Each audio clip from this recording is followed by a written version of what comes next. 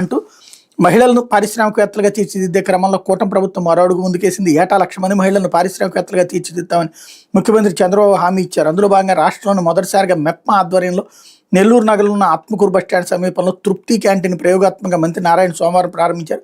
రాష్ట్ర వ్యాప్తంగా 3,000 మంది మెప్మా మహిళల చేత 700 క్యాంటీన్లను అందుబాటులోకి తేబోతున్నారు అన్నటువంటి వార్తని హైలైట్ చేశారు.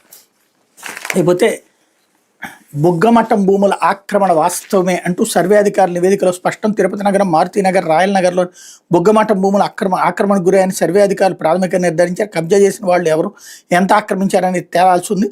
314/1B, 314/3A, 314/2, 261/1, 261/2, 315/1 సర్వే నెంబర్లో తమ మఠానికి 14.49 ఎకరాల భూమి ఉందని వాటికి హద్దులు తెలపాలంటే తిరుపతి అర్బన్ తహసీల్దార్కి బుగ్గమఠం ఈవో వెంకటేశ్వర గత నెల 17న వినతిపత్రం ఇచ్చారు. ఈ నెల 3న రెవెన్యూ సర్వే అధికారులు రోవర్ ద్వారా హద్దులు గుర్తించారు. అదే రోజు సంబంధిత నివేదికతో పాటు స్కెచ్, గూగుల్ మ్యాప్లను మఠం అధికారులకు అందించారు.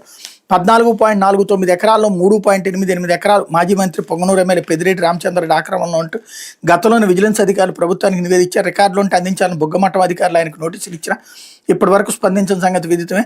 వైకాపా అధికారంలో ఉన్నప్పుడు ఆ భూమిలో నుంచి పెద్దిరెడ్డి నివాసానికి వెళ్లేందుకు 9.51 లక్షలతో సిమెంట్ రోడ్డు నిర్మించారు. రహదారికి పక్కన బుగ్గమఠం స్థలంలో పశుగ్రాసం సాగు చేస్తున్నారని సర్వే అధికారులు ఇచ్చిన స్కెచ్ని బట్టి తెలుస్తోంది. స్థానికుల విజ్ఞప్తి మేరకు రహదారి వేస్తున్నామని అప్పట్లో పేర్కొన్న ఇప్పటికీ ఆ మార్గంలో సామాన్యులు రాకపోకలు సాగించే పరిస్థితి లేదు.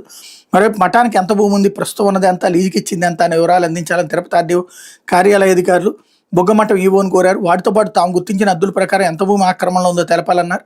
ఈ సమాచారం ఇచ్చేందుకు 10 రోజుల సమయం కావాలని మఠం అధికారులు కోరారు. ఆ తర్వాత కబ్జా చేసిన వ్యక్తులపై రెవెన్యూ యంత్రాంగం చర్యలు తీసుకొని సంబంధిత స్థలం మఠానికి చెందుతుందని బోర్డుని ఏర్పాటు చేయనుంది అన్నటువంటి వార్తని హైలైట్ చేశారు. లేకపోతే అరెస్ట్ నుంచి రక్షణ